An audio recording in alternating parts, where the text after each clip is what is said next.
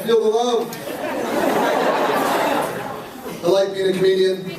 It's a lot more fun than my other job, being a police officer. Because nobody gets all mad at me when I get drunk and play with the hookers. Don't get me wrong though, I like being a cop. I got to work undercover, and since it was the first time I'd ever done it, they started me off easy. Had me do a prostitution sting. Before I went out there, they sat me down, and they said, listen, a blowjob's $20, but you better be prepared to negotiate.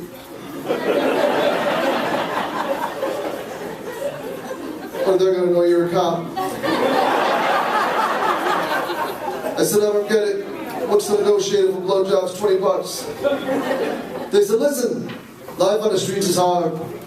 And sometimes a blowjob can be like a can of beer, a loose cigarette, and say $7. I said, oh, I get it, and off I went.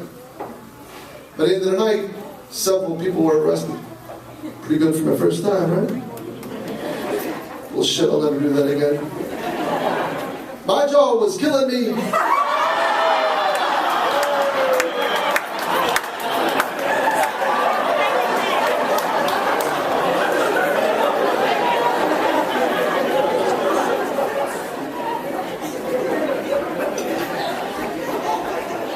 Also had the chance to be a canine handler. My dog's name was Cody, real cool dog. Used to love to embarrass me. One night we went to a burglary, and when we got there was a lady on the front lawn. She said she just got home, she found her front door wide open, and she was afraid that somebody was inside. So Canine Cody and I decided to search the house. And as we often do, Cody went one way, searching the living room and the dining room, headed towards the kitchen. Well, I went the other way, searching the bedrooms, the bathroom, and the hallway, headed towards the kitchen. When I entered the kitchen, Cody wasn't there. So I waited, and I waited, and I waited. And then I went back to see what was wrong, and it turns out that good old Cody had taken a dump in the living room. So I quickly grabbed him and I ran him back to the police car. And the lady came up to me and she said, Officer, was there a man in my house?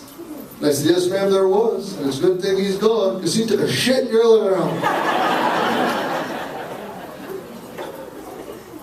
I realize I take a risk when I come on stage and say I'm a cop, because not everybody likes cops, especially in certain areas. You ever been to a Baptist church in a bad neighborhood? Went to check it out. There's a preacher there screaming, can I get a witness? Can I get a witness? I said, can I get a witness? People were losing their minds, speaking up. Somebody ran to the front, I want to testify. I went back 2 days later, the church got robbed, not one fucking witness.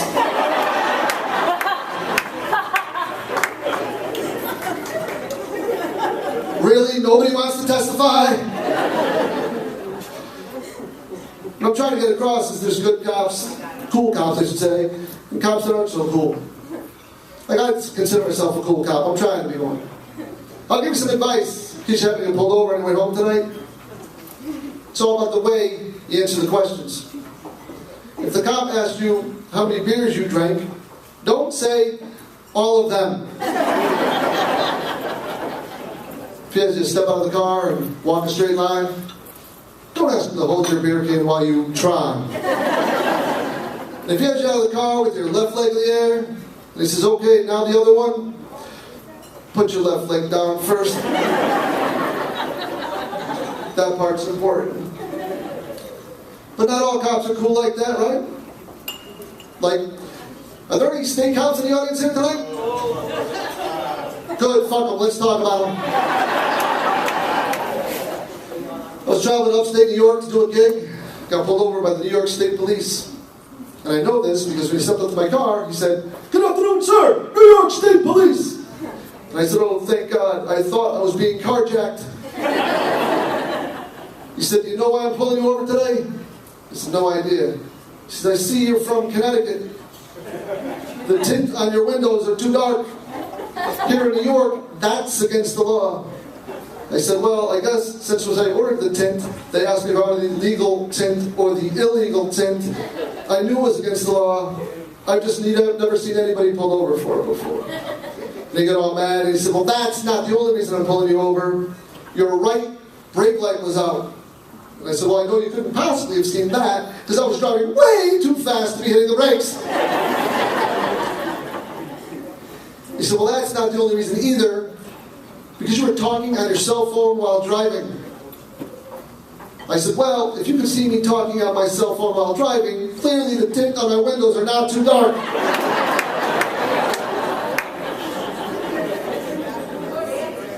Isn't that a ridiculous ticket? Everybody talks on their cell phone while driving, right? Nobody pays attention to it. The only place you get a ticket for that would be like a small town or on the highways with the state cops. City cops will never get a ticket for just that. You wouldn't get a ticket in Hartford for talking on your cell phone while driving unless you had a gun in one hand, a crack pipe in the other, and a baby sitting on the dashboard.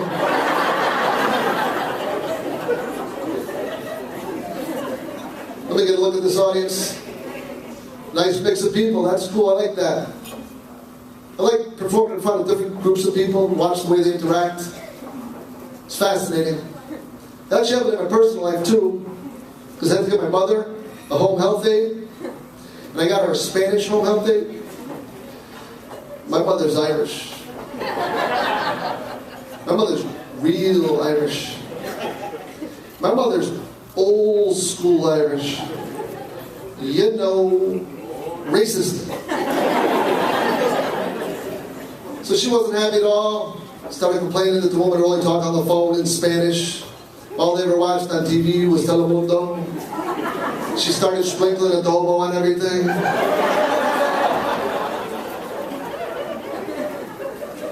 I said, Mom, you give her a chance? Maybe it'll work out. I go back a few weeks later. My mom's on the front porch with the Puerto Rican flag on her hand screaming, Maribo! Maribo! I said, what's going on, Ma? I thought you didn't like her. She said, I love her now. We're learning things from each other. I'm even learning Spanish. That's fascinating. She's 71 years old learning Spanish. I don't even know Spanish. My mother knows so much Spanish, she even knows nicknames. She got one for me. She told me it means, wonderful son. Cabrón.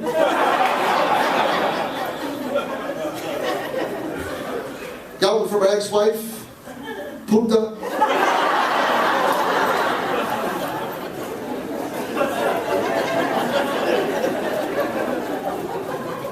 I see some of you people know Spanish.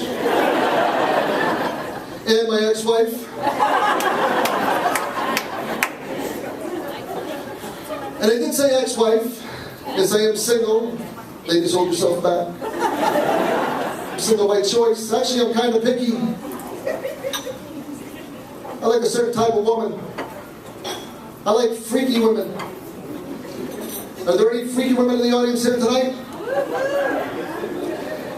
I didn't even have a joke for that. I just wanted to know where to sit when my set was over. Guys, if you're lucky enough to have a woman a little bit freaky, maybe she's got a fetish, pay close attention to exactly what it is that she wants you to do. Trust me, I've made a mistake. I was in bed with a woman one night. We were getting all hot and sweaty. And she whispered in my ear, Mike, I want you to play with my asshole.